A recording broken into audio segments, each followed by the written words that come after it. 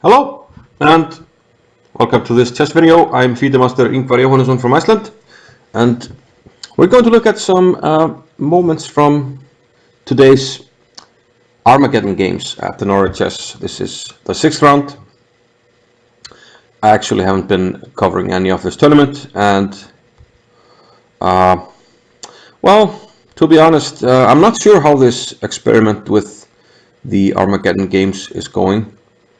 The format, if you don't know it, is such that it's a round robin. Everybody plays against each other one time, and if the classical game is a draw, they will play an Armageddon game after the classical game finishes on the same day. And this has resulted in some strange scoring systems. If you win the classical game, you get 2 points. If you draw the classical game but win the Armageddon, you get 1.5. And yeah, if you draw and you lose, you get half a point. So it's a little bit difficult to follow the scores, and that's a little bit off-putting for me that you see somebody win and you have to look up the scoring system to see what's going on. So really not a big fan, and we've seen plenty of rounds where it's just all draws and the players are just too tired, I think, and people forget that one classical game, there's a lot of mental energy that goes into a classical game, and then later that day you have to play a game for all the marbles. Armageddon game, that's also huge psychological pressure, and I think the pressure has been getting to some of the players, and in particular this one. The main game I want to look at is Carlsen's game against Ding. Well, because everybody likes to look at Carlsen's games. He's been on fire in this tournament, well, in terms of the scoring, and he's playing against Ding, one of the absolute top players and probable contenders for the crown. But first, Grischuk against Caruana, and Grischuk has been having a rough tournament after a good Grand Prix tournament where he made the final against Jan Nepomniachtchi. And this is the Armageddon game, and believe it or not, we have the Spanish Ruy Lopez, and we're just going to go quickly over the moves, not really analyze the moves. We're just going to get to the relevant position. We have a normal looking sort of Spanish/Italian type position. C5 now, rook e1, queen c7, b4, c4, and here Grischuk plays queen c1. I guess his idea is at some point to play maybe knight f1, knight g3, bishop h6. But look what happens after d5. He decides to play bishop h6 immediately. And yes, you didn't miss anything. This piece is right here. So this is actually what happened. Grischuk played bishop h6, which is just a clear blunder. A whole piece down the drain. Game over. Resigns. So 1.5 points for Caruana on, well, basically on the account of Alexander Grischuk having no energy. So let's move on to another game. Aronian against So. I'm going to pull that one up, just a moment. The game between Aronian and So, something strange happened as well. Well, the game was actually quite good by Aronian, so we're just going to quickly go through the game. It was an English opening. Aronian played with e4, sort of what Carlsen has been doing. Knight g2, e2. And Aronian, well, Wesley goes for this approach with bishop c5, trying to get control over the d4 square. But the control of d4 square also gives white not a free hand, but some options on the king side, connected with f4, and Aronian goes for that. Bishop to e3 now, b5, takes. And what happened in the game was that Aronian went for this king side attack here, queen g4, h4, and eventually he allowed black to take here on t3. So black is up a pawn, but white has a very dangerous attack. and this was pretty well played for a blitz game. And it seems that white was better throughout the game here. He goes for the trade. At the moment he's down a pawn, but black is in a very big bind. He does win a pawn here on e4, but white is pushing here. h6, knight to g3 check. The knight comes back, and we have this situation here, rook a7. And with best play, black might be able to hold this. Well, I haven't had time to really, fully analyze the position, but black is in a rather big bind here. I mean, he does have 2 extra pawns, but he's stuck on the back rank. The rook can't really go anywhere because of the back rank. It's probably hard to push the pawns, and you can't move the knight. But that is precisely what happened. Rook c8 or rook b8, and the game continues. And mind you, black only needs a draw in the Armageddon to secure the draw, but a shocking move, especially at this level, to hang mate in one move. After knight f5, Aronian, of course, played rook h7. So 2 quite shocking blunders, even though we're playing. It's 10-7. It's not like a full-on blitz game. So all the more surprising. So okay, like I said, the players seem to be quite tired. But now we're going to move on to well, sort of the main event of the round, Carlsen against Ding. So let me pull that one up. So finally we arrive at the well, main event of this round.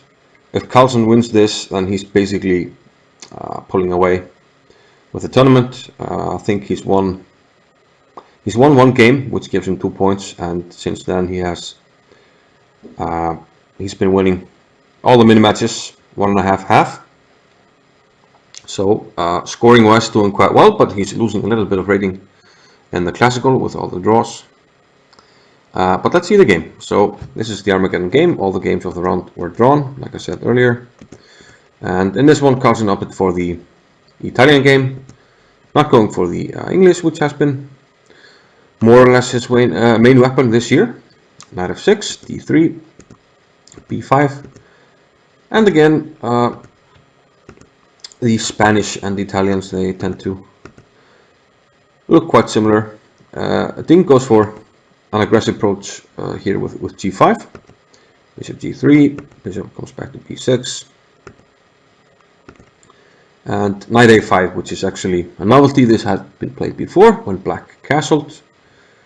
Carlsen keeps the light squared bishop. We have knight to h5, a4 by Carlsen, and now he's threatening to play a takes, b5 takes, and b4, and the rook would be undefended, which explains rook b8, b4 nonetheless. And now Ding took the bishop pair, took on g3, and knight f1 now by Carlsen.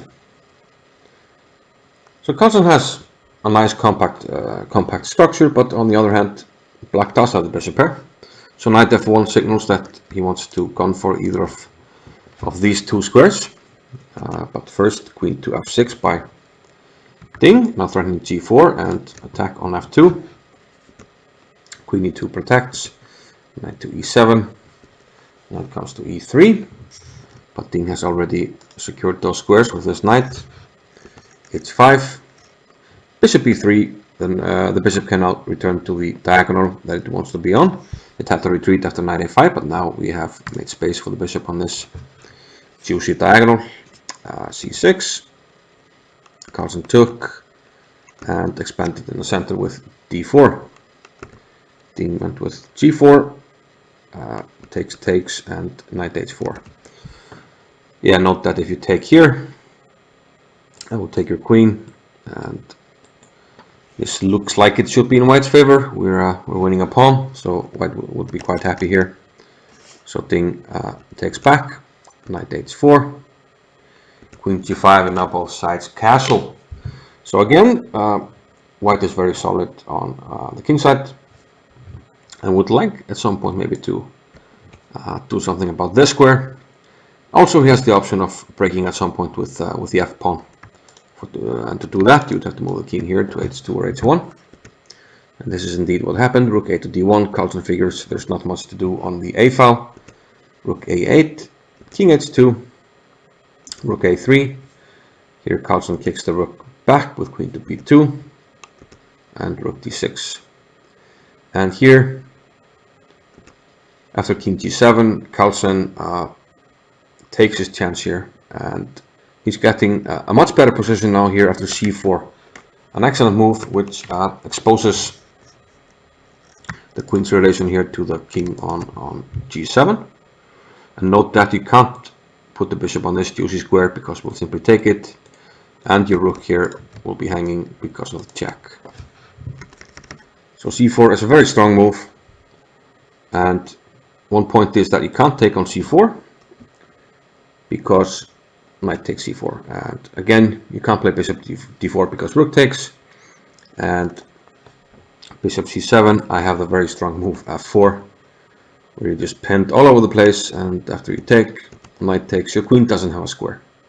Queen g4, knight takes, and if you try to save the queen you're actually just getting mated. King h7, rook check, and rook or queen to h8 is checkmate. So going back to c4, Ding played bishop to c7, and here Carlsen should have played c5 when he has a very strong position. The point is you can't really take, this guy's hanging and you have to move it, but where do you move it really? Whichever square you choose. I'm entering on f5 with a very strong position.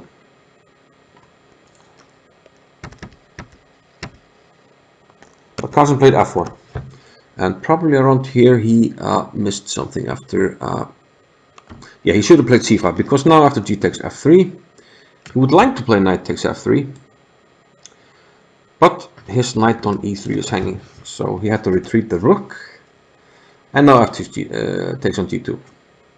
So still a complicated position, but I think Carlsen must have missed something, because in what follows he is now down a pawn. Probably is a bit of a bind still, but this will be very hard to win.